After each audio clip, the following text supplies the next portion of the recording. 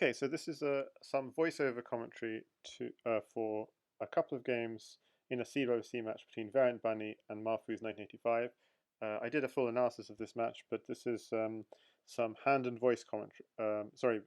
Voice and brain commentary rather, but between me and OpperStreams, where Opper is the brain and I'm the voice. Okay, so in e4, e5, bishop c5, it's quite normal to bring the bishop out to g5 and pin that knight to the queen, but knight to g5 is also very good. And the reason why you'd want to pin that knight is the bishop obviously is out at c5, so it can't defend. And if the queen moves to defend f7, it would have to go to e8 normally, because if it goes to e7, the knight comes into to d5. Okay, so then there's this large sacrifice on f7, sacrificing the queen for a piece at least. And the black king is quite weak. Another approach is actually maybe even more forcing, is to go knight takes f7 rather than bishop takes f7. But I think they both come to the same thing.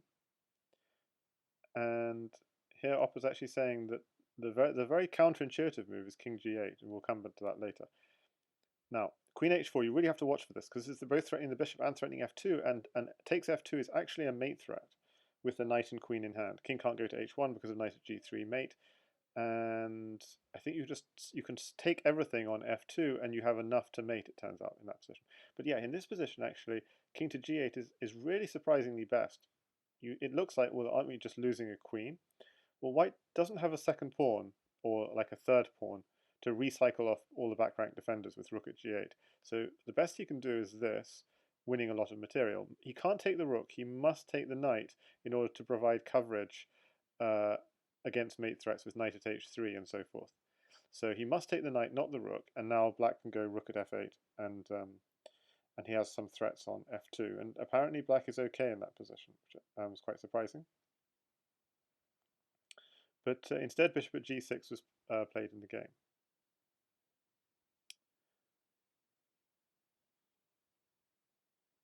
And he's saying that, yeah, surprisingly, at f7 is not even the best move. Bishop takes knight is the best move. So bishop takes knight was played in the game. Queen h4, this move you have to be really careful of, because it's both hitting the bishop and f2. So for example, if you were to do something like bishop h3, that would just totally lose, because you'd sacrifice everything on f2, and then a knight drop on h1 is coming. So yeah, you can't go to h1 directly, you can't go to f1 as mate, but a knight drop on h1 is coming, and if you go to e1, a queen and a rook are just enough to mate.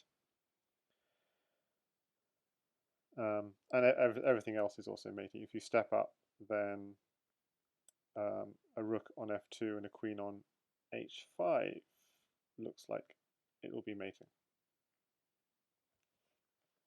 Oh yeah, and if you go to e3, that's also mate. Okay, so that's something you have to be really careful of, and variantbunny accurately defends with rook g3. So it's both blocking the threat on f2 and defending the bishop, so that's an excellent move.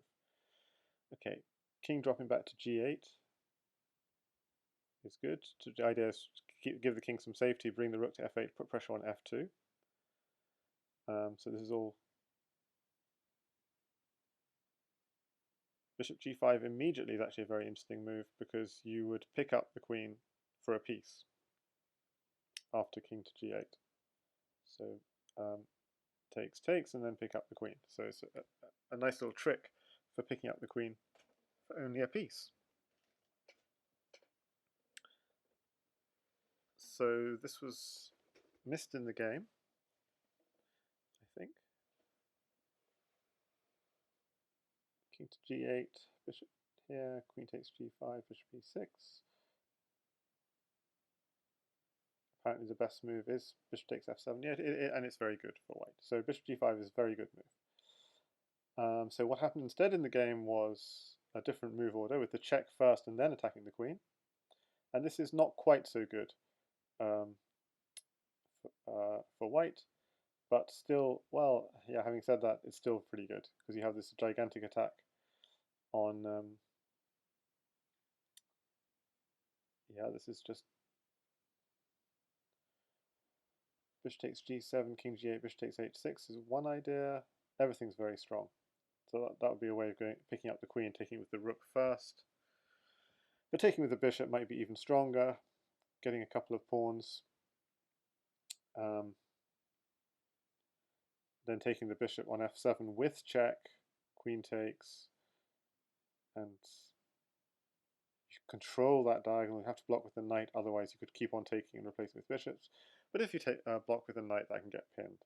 So you're just picking up all of the material. Takes, takes, takes, takes, and this is just completely crushing. Yeah, backing off the bishop is one approach, going for knight at h6, checkmate.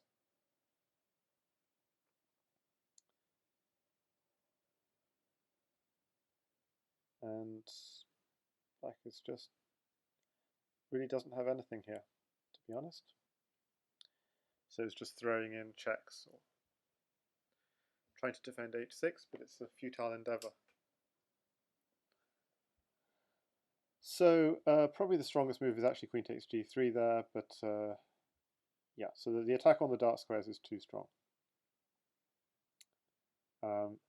And the advantage of going queen takes rook is at least black gets to play first. He gets to drop a rook threatening mate and pick off that dangerous bishop, which is just dominating those dark squares. So that's actually a good defensive resource. Having said that, white can just drop a pawn on h4, takes, takes. And then there's a pawn on g4 instead, so it's not clear why that's so good.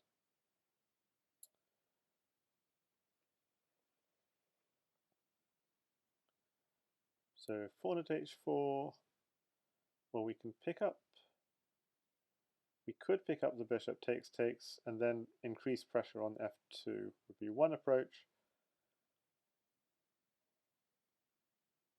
Rook would defend. We're worried about our back rank now because the threat is something like f7 still defended, but still.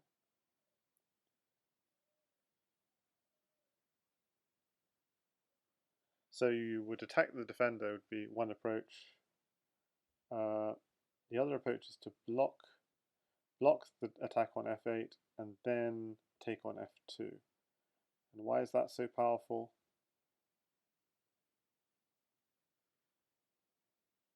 And you have this very strange move, a very interesting move here. Queen at h6. And I think this is one of the highlights of this video. If you just went bishop at h6, you're hanging queen at h2, checkmate. So queen at h6 is a wonderful double purpose move. Really and a remarkable find.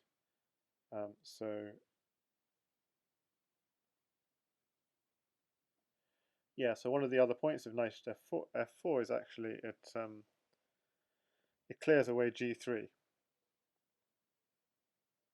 So here queen at f8 is apparently strong. Queen at f8 takes, and so you can't take it. So you have to block directly, but if you block, you can take that piece, or you can take g7 rather. You can take g7 and then stick a bishop on f6 or h6. So f6 is stronger because it's supported by the rook, and then you deflect the knight from h6. So you want to go on h6, but you deflect the knight first.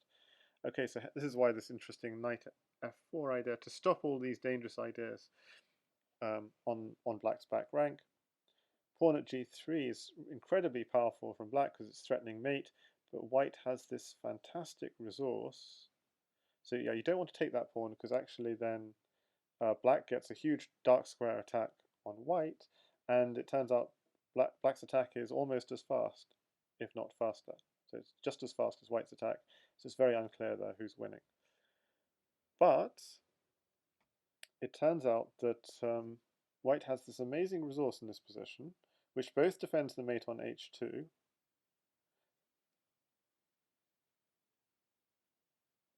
so yeah, you can't drop a bishop because otherwise bishop takes rook, check. You can't go to h1 because that would be checkmate. And you can't go to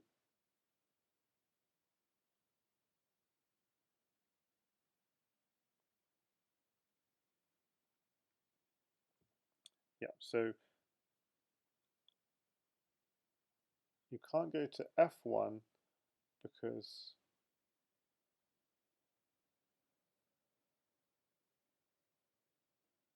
Yeah, that's a nice.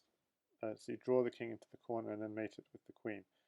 So you capture the rook. Yeah, that's the threat. It's rook at h1 and queen at h2 mate is actually a beautiful threat. So you have to go king f1.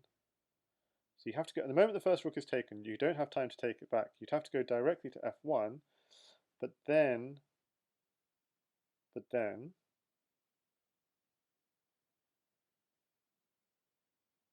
so just going through this line again. We block on f4. We take on f2. Why can't we go to h1 directly?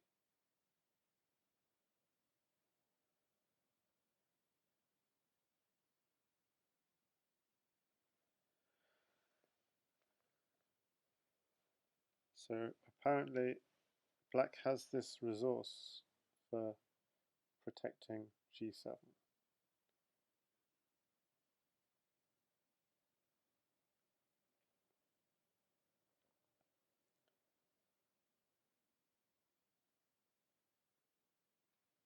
So protecting g7 with the knight, and the knight has some attacking ideas. Yeah, you can't bring the knight in because the knight is there on defensive duty. So black's defense is solid here, it turns out. And that's bishop at f2 is a pin, obviously, on the bishop on h4. And black's still got good ideas in this position.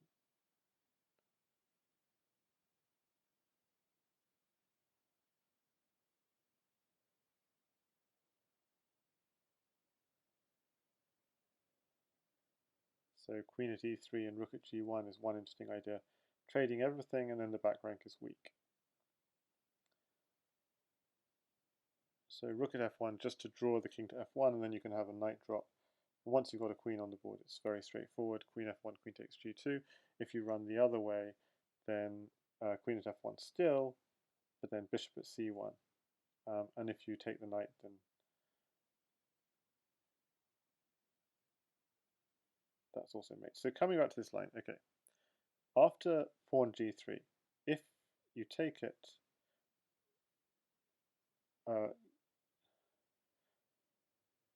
yeah, so the point of queen at h6 is it defends the rook drop on h1, which was potentially mating. And meanwhile it has a counter threat, which is queen takes g7, which is mating just with, all it needs is two diagonals to mate with. There's one thing, position rook takes g3, bishop, rook takes g3, bishop takes rook, king f1, which we didn't quite go over. But king f1, yeah. There was something about rook at e1, rook at e1, rook takes rook. Oh, that's it. Rook at e1, rook takes rook, then queen at g1 and queen takes e1 is mating in that position. Okay, so let's get back to the live action. So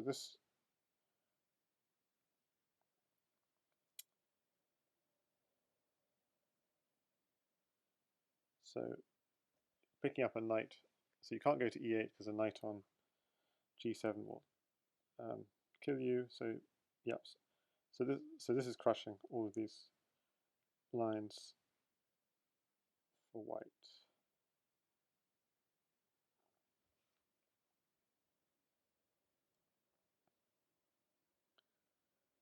So where are we?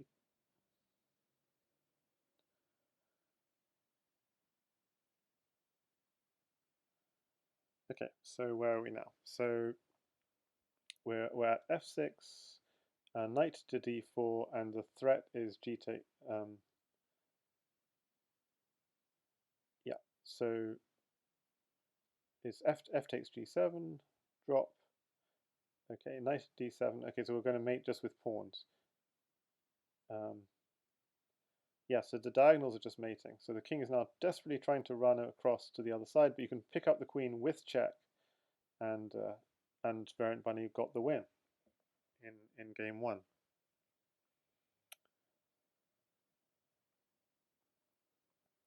So now turning to game 2.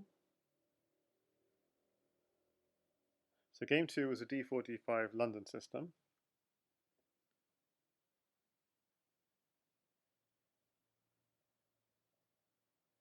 Where Mahfuz does this weird move, losing a tempo, to put the black dark squared bishop on e7, which isn't a particularly bad square for that bishop. So it loses a tempo.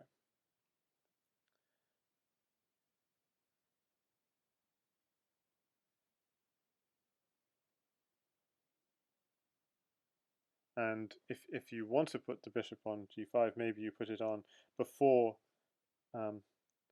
before black has gone e6, and then you get these lines where black either goes h6 or f6. Okay, so black's just developing. White should probably take on f5 here, but it's sort of because then the d5 square becomes weak, only defended by the knight on f6. So this is why you should either take the bishop on d3 or put the knight on the outpost on e4, and then go knight at h5, pick up the bishop, and again disrupt the pawn chain is another idea. And then put the bishop to pin white's knight on f3. So this is actually very strong with the pawn on pawn pointing towards f3. Bishop b4 is very nice because actually it indirectly defends the pawn with the pin. There are two knights hitting that pawn, but they can't both take because they're pinned to the king. So it's a way of defending that pawn. So bishop takes bishop, pawn takes, gives white an edge here.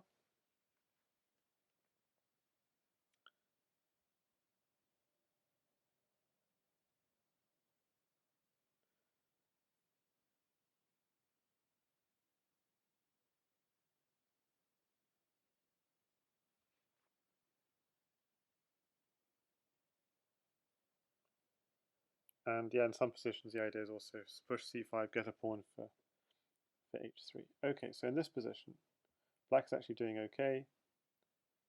He can drop a knight on b2 and take on d3. Can sometimes double take and then put a bishop on e4 hitting g2, or in this position put a knight on h4 hitting g2. Okay, so the bishop is protecting g2, but black is doing very nicely actually in this position. So you can drop a knight hitting c3. Knight at h5 also is nice because it's hitting g7, threatening to take on g7, but against that you can probably just take. So you could take straight away on c3, takes the queen, and takes pawn at e2 is one idea.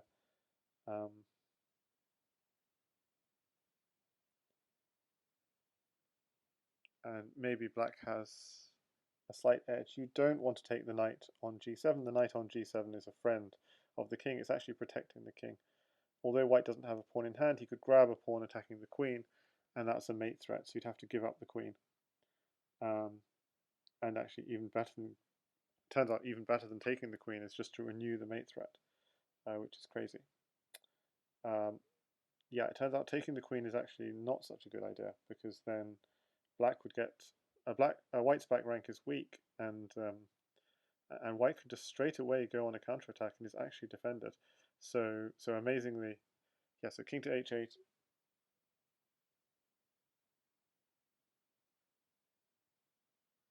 Yeah. So so you actually take on f6 first and pin that queen, and that's much healthier for white. Everything's very well defended.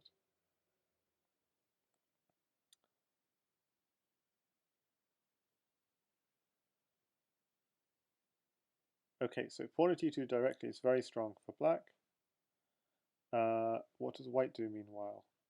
So you don't really want to take the knight, or else you're running into mating ideas. It's with knight at h5 and you can't step down.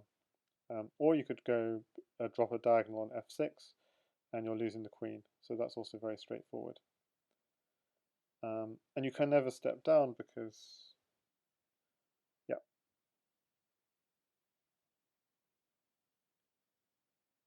So in this position, black could defend. So what has white done wrong here? Takes. So drop the pawn. Knight at h6. King h8. So we're saying king takes g7 is a mistake. Oh, I see. So actually,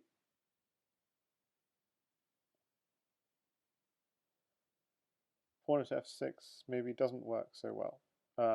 But knight at h5 is very strong. So you can't go back to h8 because pawn at g7 is mate. So you have to step up.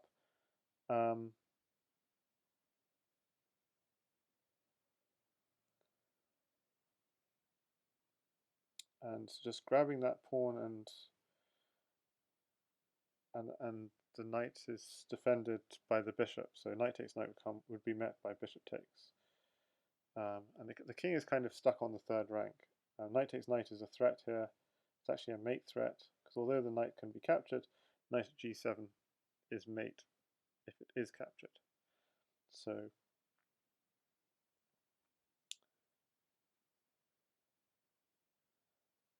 in this position, black does have a resource of h6 and king h7, which is kind of sneaky, but white would be able to continue the attack with either knight takes knight is good, or knight takes bishop check. Both seem good. But at the end of the day, the king was stuck on h7, and black has to give up the queen. It seems. So why does black have to give up the queen? Because otherwise, bishop takes h6 and at g7 is looking mating. I'm not sure how forcing it is, but yeah, it's very strong. Okay, so the king is stuck and it's getting mated by a couple of pawns. So it's a difficult position. So going all the way back, what we're saying is we need to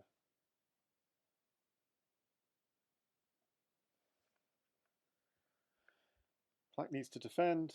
So queen at g6 is an interesting defensive resource.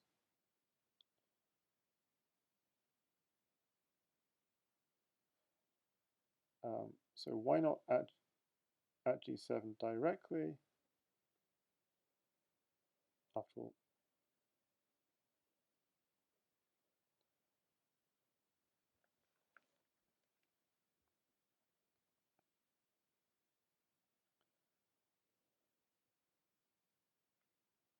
yeah. So you can't take back the bishop. That's really clear, because otherwise the queen is being taken with check. So queen takes g2 is an interesting idea.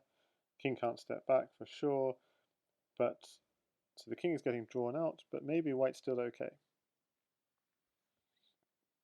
because you get a check with the knight on h4 and taking away the bishop, and that covers h6. So we're saying that what if just at g7 directly, and that's an interesting try as well. But then at f6 and maybe white's getting quite a good attack.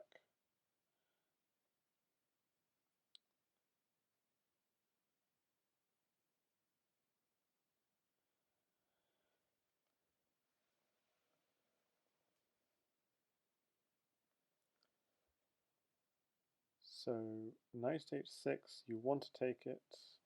Knight f6. The problem is if you just step aside at g7, it's going to start hurting you.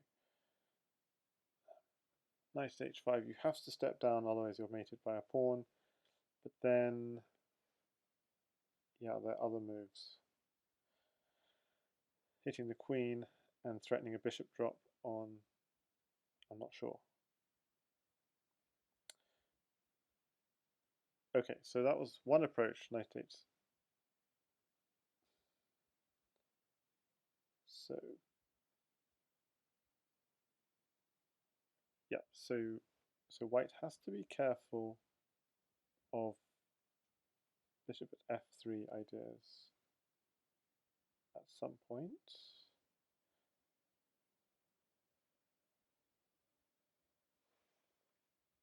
Okay, so let's go all the way back. So one idea is, so we get we're trading quite a lot. We're defending g7. This is what happened in the game. So white is actually doing quite well because, yeah, by doing f6 was a mistake because variant bunny's created a weakness on e6.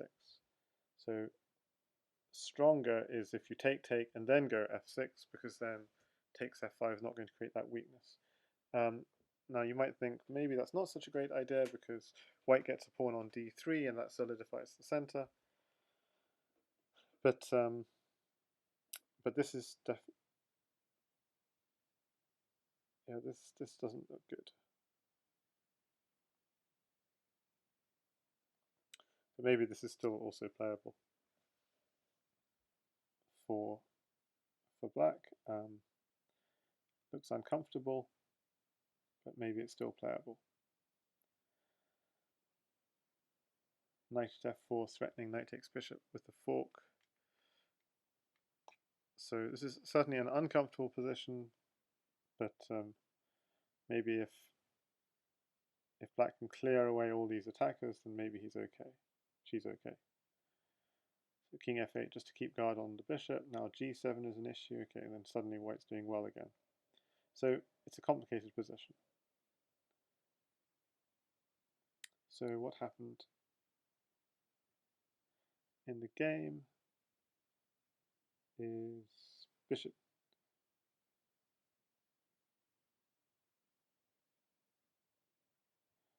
Knight at g5 would have been a different way of defending.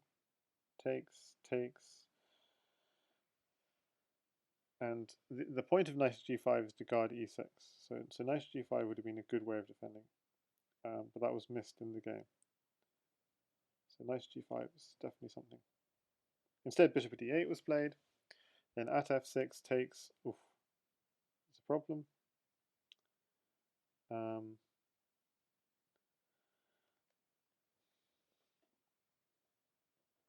Now black missed something here after bishop takes c6, which is he could have traded. She could have traded queens herself. Notice the king can't go into the corner because of the classic smothered matrix. Okay, so that's obvious. But why can't the king just come to f2, but then simply knight takes c3, and it's a case of black's attack is faster. So if we try and do something like e6, black's attack is very fast with queen takes e2 and queen at e2 and knight takes rook, and white needs a few extra moves. So queen takes queen, and black's attack is actually slightly faster. So there's no time. So bishop at h4, amazingly, is a mate in 10. Amazing. So okay, so this is obvious. The smother is obvious, but why can't we just block? So the problem with the block is takes, and this creates, and then we can create a hole. Okay, so let's turn the engine off and try and see if we can find the mate for ourselves. So if knight there check, steps back is obvious. So taking is forced. So therefore queen here, king here, pawn takes the rook with check, and so we get a second queen, and then we can take all the interposing pieces. That's a really nice idea. This knight at h3 takes and take all the interposing. So it's opening up the second rank. So that's a really beautiful, beautiful idea. So that's why queen takes queen is so strong. So bishop takes bishop is actually a bit of a mistake. I mean, so bishop takes bishop. Yeah, bishop takes bishop would be a mistake because it would take away control of the bishop on f7. Queen takes queen is so pawn takes was correct. But what happened in the game? I think bishop takes might have happened in the game. Yeah, bishop takes happened in the game. And e6 comes. Bishop at g6, knight at e5. Knight at d6, trying to protect, but also trying to discourage the queen trade. And white could just trade all at this point.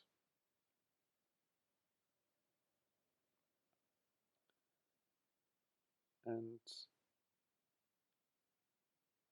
so white is quite safe and can actually just go straight in for the attack. And what's the idea? Knight takes bishop. Rook takes g8. Knight takes bishop intermezzo is interesting, but at f7 simply is good enough. So knight takes bishop, the idea is to remove the defender.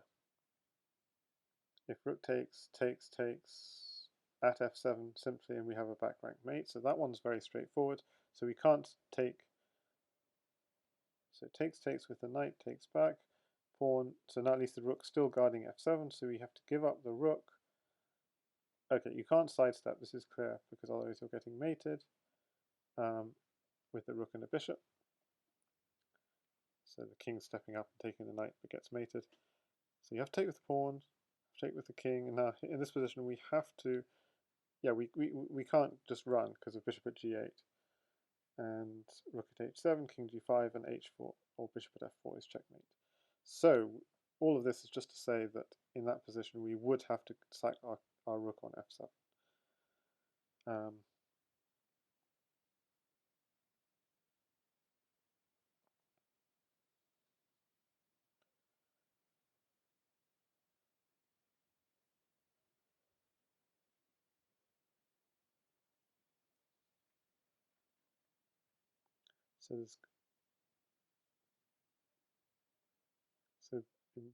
Yeah, this is not good for black because the rook's no longer guarding f7.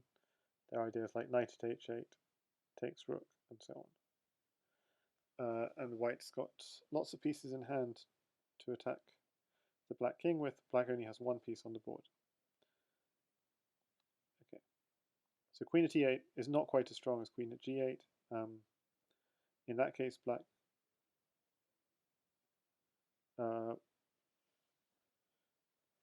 could at some stage take the queen and have a queen in hand for his own attack. For example, knight h3, queen at g2, and mate with the knight and queen. Or knight at d2, and second knight at g4. If you take it, third knight on e4, and that will be mating.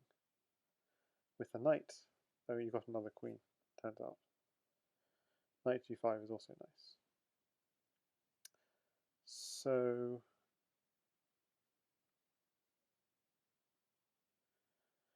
sacking a queen on d2 is another way of doing things. Okay, obviously you can't take the knights, you'd have to step up, but then you have queen at d2 and queen takes c3. So what's all this to say? Basically that black has two queens in hand and lots of dangerous mating ideas. So which is why queen at e8 is not a good approach. Okay, that's it.